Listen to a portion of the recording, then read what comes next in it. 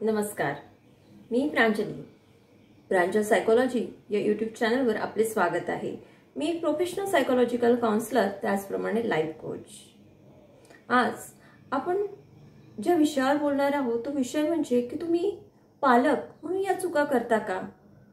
आपली जी मुलं आहेत त्या मुलांसोबत बोलताना, त्यांच्याशी वागताना बरेचदा आपण अजाणतेने काही चुका करत असतो, पण त्या चुकांचे परिणाम हे खूप वाईट असतात, दीर्घकाळ असतात. तर अशाच आपण 4 चुका बघणार आहोत. आणि त्या चुका कुठल्या आहेत तर बघा, आपल्याला लहानपणापासून आपण ऐकतोय की जी आपली जीभ आहे, वाणी आहे, ही एखाद्या दुधारी शस्त्राचं काम करतं.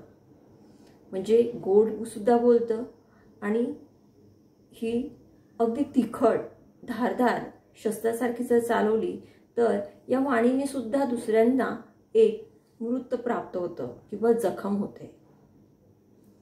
तर हीच वाणी आपल्याला माहिती आहे, मग ती कशी चालवायची हे सुद्धा आपल्याला लहानपणापासून शिकवलं जातं. पण तरीही आपण अजाणतेने ती दोन्ही पद्धतीने चालवतो. जे बाहेर होतात, आपण बाहेरून असं ऐकलं आहे की काय आहे ना की एकदा मारल्याचे जे व्रण असतात ते जातील, पण जे बोलण्याचे जे व्रण असतात ते दिसत नाही, पण ते पुसल्या जात नाही. असंच काही आपल्या घरात सुद्धा आपल्या मुलांसोबत होतंय का, हा विचार नक्कीच करायला हवा. काय आहे की आपण आपल्या मुलांना खूप काही बोलतो, खूप रागावतो, खूप चिडतो, वेळप्रसंगी मारही देतो. पण हे करताना त्या मनावर काय परिणाम होत असतील? तर मी काही आईला सांगायला गेलो किंवा मला काही आलं नाही तर आई मला मारते, रागवते, चिडते. त्यामुळे त्या बालमनाचा जो कोहळं मन असतं ते सुकतं आणि त्यांना पालकांविषयी म्हणजे आई वडिलांविषयी एक द्वेष निर्माण होतो.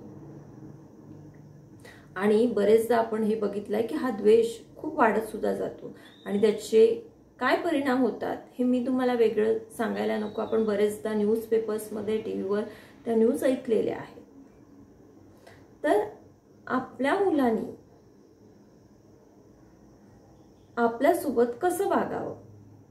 आपल्याला वाटतं की आपल्या मुलांनी आपल्यासोबत छान वागावं, तर आपण सुद्धा आपल्या मुलासोबत चांगलं वागावं हे महत्त्वाचं आहे. आता तुम्ही म्हणाल की प्रत्येक आई वडील मुलाशी चांगलंच वागतात आणि ते त्यांच्या चांगल्याचाच विचार करतात. ऑफकोर्स 100% नक्कीच प्रत्येक आई वडील आपल्या मुलाच्या भवितव्याचा चांगलाच विचार करतात आणि ते चांगलंच वागतात. त्याचं चांगलं हो अशीच त्यांची अपेक्षा असते, इच्छा असते. परंतु जे करायचं आहे, जी तुम्ही मेथड यूज करता आहे त्याला यशस्वी बनवण्याची, त्याला एक चांगला व्यक्ती बनवण्याची जी मेथड आहे ती आपली योग्य आहे की अयोग्य आहे हे तपासणं तेवढंच महत्त्वाचं आहे. आता बरेचदा होतं काय की आपण आपल्या मुलांची कंपॅरिझन दुसऱ्या मुलांशी करतो. म्हणजे एखादं एक्झाम झाली, टेस्ट झाली किंवा कॉम्पिटेटिव्ह एक्झाम असतात, तर कसं झालंय ना की मोठ्या मुलांच्याच नाही तर छोट्या मुलांच्या सुद्धा कॉम्पिटेटिव्ह एक्झाम्स यायला लागल्या. ऑलिम्पियाड्स आहे, सीड्स आहे, एक्सेट्रा एक्सेट्रा खूप सारे आहे, मी नाव घेणार आहे. तर त्या एक्झाम्समध्ये सुद्धा माझ्या मुलाला किती मार्क्स मिळाले, मग दुसऱ्यांच्या मुलाला किती मिळाले किंवा त्याच्या फ्रेंडला किती मिळाले याचं आपण कंपॅरिझन करत असतो. आणि कधी आपल्या मुलाला कमी मिळाले तर आपण त्याला काही आलं नाही, त्याला शिकवताना किंवा काही करताना मग आपण त्याला म्हणतो की बघ किती कसं ठम्या आहेस तू, तुला मुळीच येत नाही, किती कमी मार्क्स मिळाले. त्याला बघ किती छान मार्क्स मिळाले, तिला बघ किती छान मार्क्स मिळाले, ती बघ कशी छान अभ्यास करते, तू ना 1 नंबरचा ढच आहे. अशा प्रकारचे संवाद आपण करायला लागतो. परंतु जेव्हा त्या मुलाला काय वाटत असेल की आईचं माझ्यावर प्रेम नाहीये का, बाबांचं माझ्यावर प्रेम नाहीये का मला हे असे म्हणतात, मी पण अभ्यास केला, मी पण मेहनत केली, पण मला यश नाही आलं, काहीतरी गोंधळ झाला, काहीतरी मला वेळेवर आठवलं नाही किंवा चुकीने माझं काहीतरी चुकलं आणि म्हणून मला कमी मार्क्स मिळाले, पण मी मेहनत केली, मी अभ्यास केला आणि मला हे कसे ओरडतायत, यांना माझा काही नाही, यांना तोच मुलगा आवडतो, त्यालाच घेऊन या ना म्हणा घरी. या प्रकारचे विचार सुद्धा मुलांच्या मनात येतात आणि कधी कित्येकदा ते बोलूनही दाखवतात. परंतु याचाच उलट आपण करून बघूया की त्या मुलांनी आपल्याला म्हटलं की आई तुझ्यापेक्षा ना त्या सम्याची आई आहे ना इतका सुंदर टिफिन बनवते, त्याच्या टिफिनमध्ये ना रोज काहीतरी वेगवेगळे पदार्थ असतात आणि इतका टेस्टी बनवते, ती खूप टेस्टी बनवते. आई त्याची आई ना ऑफिसला पण जाते, आई त्याच्या आईला ना आज असा अवॉर्ड मिळाला, आई त्याची आई ना डान्समध्ये सुद्धा पार्टिसिपेट करते, तिला ना ट्रॉफी मिळाली. या प्रकारे जर आपली मुलं आपल्यासोबत आपलं कंपॅरिझन करायला लागली तर आपल्याला काय किती वाईट वाटेल ना. मग आपण जेव्हा मुलांची कंपॅरिझन करतो तेव्हा त्यांनाही वाईट वाटत असेल ना, तर त्यांच्या बालमनाचा विचार करा आणि आपल्या मुलाची कंपॅरिझन दुसऱ्या कुठल्याही मुलाशी करू नका. त्याला कमी मार्क्स मिळाले तर त्याला समजून सांगा की बेटा तुला खूप कमी मार्क्स मिळाले, एवढे कमी मार्क्स नको मिळायला होते, तुझा कुठंतरी स्टडी कमी पडलाय किंवा तुला कुठल्या गोष्टी कठीण वाटल्या होत्या का, कळल्या नव्हत्या का. या प्रकारे त्याच्याशी संवाद साधून त्या गोष्टी परत समजून घेण्याचा प्रयत्न करा, तर मुलगा नक्कीच स्टडी करेल. पण तुम्ही जर त्याचं कंपॅरिझन केलं तर तो तुमच्या मनात तुमच्याविषयी हेच निर्माण होईल. दुसरं असं की बरेचदा आपलं होतं तू मुलासोबत मुलीसोबत, आईचं बाबांचं. मग आपण त्याला म्हणतो की मला ना तुझ्याशी मुळीच बोलायचं नाहीये, बिलकुल बोलू नकोस, तू माझ्याशी बोलू नकोस किंवा मी तुझ्याशी बोलू नकोस. हे जर एकदाच होत असेल तर इट्स ओके, दोनदा होत असेल इट्स ओके, पण हे जर वारंवार होत असेल तर मात्र हे त्यांच्या पथ्यावर पडतं. बरेचदा मुलांना वाईट वाटतं की आई बोलली नाही, बाबा बोलले नाही, त्यांना रडायला येतं, ते रडतात, नको ग आई बोल माझ्याशी, नको बाबा माझ्याशी बोल, मी छान राहील, मी छान स्टडी करेल, मी पुन्हा अशी चूक करणार नाही वगैरे वगैरे ते आपल्याला बोलतात. तेव्हा त्यांना समजून घ्या, त्यांना चान्स द्या, तेव्हा ते चांगले वागतील. पण तुम्ही जर त्यांच्यासोबत जो अबोला आहे तो वारंवार घेत असाल आणि तो दीर्घकालीन ठेवत असाल तर त्यांना सुद्धा त्याची सवय होते आणि त्यांना वाटते की जाऊ दे, बोलतच नाही ना, माझं तर सगळं सुरू आहे, मला वेळेवर जेवायला मिळतं, माझी तयारी सगळी वेगळी होती, मला टीव्ही बघायला, मला मोबाईल पण बघायला मिळतो, मला खेळायलाही जायला मिळते आणि अभ्यास कर याची किटकिट पण नाही, कारण बोलतच नाही ना. सो मी काही केलं तरी चालतं आणि हळूहळू त्याला याची सवय वागायला लागते आणि त्याला वाटते की बरं झालं नाही बोलत आहे आई किंवा नाही बोलत आहे बाबा, ते शांत वाटतंय आणि मला माझ्या मनासारखं राहता येतंय. हे तुम्हाला कितपत पटतंय? नाही ना. तेव्हा अबोला धरा, मी असं म्हणत नाही, पण तो अबोला 5 मिनिटापुरता 10 मिनिटापुरता असायला हवा, तो खूप दीर्घकालीन नसावा, कारण त्याचे वाईट परिणाम हे होऊ शकतात आणि ते आपल्यालाच पॅरेंट्सला भोगावे लागतात. तिसरं की आपण बरेचदा मुलांना खूप बोलतो, तू न एक नंबरचा डफर आहेस, तू न बुद्धू आहेस, तुला काहीच येत नाही, तुला कितीही शिकवलं कितीही सांगितलं तुला काही येत नाही, म्हणून तर तुला मुलं स्कूलमध्ये असं म्हणतात तसं म्हणतात, म्हणून तुझ्याकडे स्कूलमध्ये लक्ष देत नाही, म्हणून तुला स्कूलमध्ये मागे बसवतात. यासारखे आपण वारंवार वाक्य बोलत असू तर ते नक्कीच थांबवा.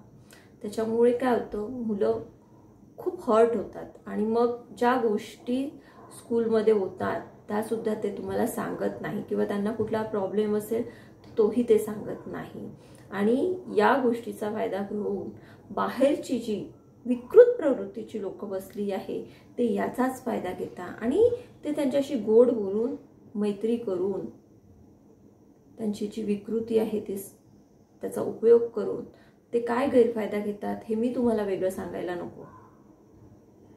आणि गोड बोलल्यामुळे मुलांना वाटतं की घरी तर माझं कोणी ऐकत नाहीये, हे एक अंकल आहे, हे आंटी आहे की माझं ऐकतायत.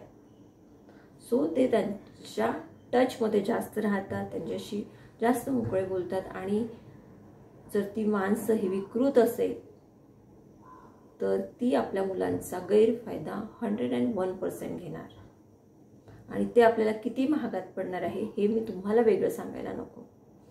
त्यानंतर आपण जाऊया आपल्या चौथ्या पॉईंटकडे, की आपण बरेचदा मुलांना रागात म्हणतो, तुला नाही ऐकायचं ना माझं, नाही करायचं ना, मी कंटाळली आहे तुला, आता किती तुला सांगितलं तरी तुझं तेच ते असतं, चल निघून जा माझ्या घरातून, नाहीतर मीच निघून जाते तुला सोडून. असं कृपया करून बोलू नका.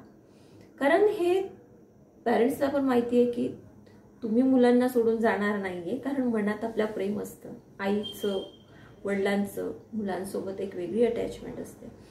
तेव्हा आई वडील मुलाला घरातून बाहेर पण काढणार नाहीये, हे तुम्हालाही माहिती आहे आणि मुलांना पण माहिती आहे. आणि मुलांना सुद्धा माहिती आहे की आई बाबा आपल्याला सोडून कुठेच जाणार नाहीये, कारण हे अनुभव आहे. थोड्या वर्षांचा एक्सपिरियन्स असतो त्यांचा पण, की आपले आई बाबा आपल्यावर किती प्रेम करतात.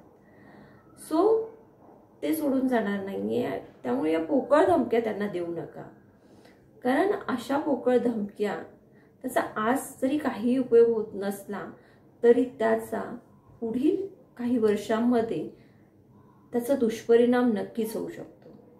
की मुलांना एखाद्या वेळेस राग आला तर ते रागात, मी चाललोय घर सोडून, तू नेहमी म्हणतोयस ना मला घर सोडून जा, घर सोडून, आणि ती मुलं घर सोडून निघून जाऊ शकतात. आणि घर सोडून गेल्यावर पॅरेंट्सचं, आईवडिलांचे काय हाल होतात हे मी शब्दांमध्ये व्यक्त करू शकत नाही. हे तुम्हाला, आम्हाला सगळ्यांना माहिती आहे की जेव्हा आपलं बाळ आपल्याला सोडून जातं किंवा ते दिसेना असं होतं, ते काही एक तासासाठी सुद्धा दिसेना असं झालं तरी आपली काय अवस्था होते हे तुम्ही अनुभवलंच असेल.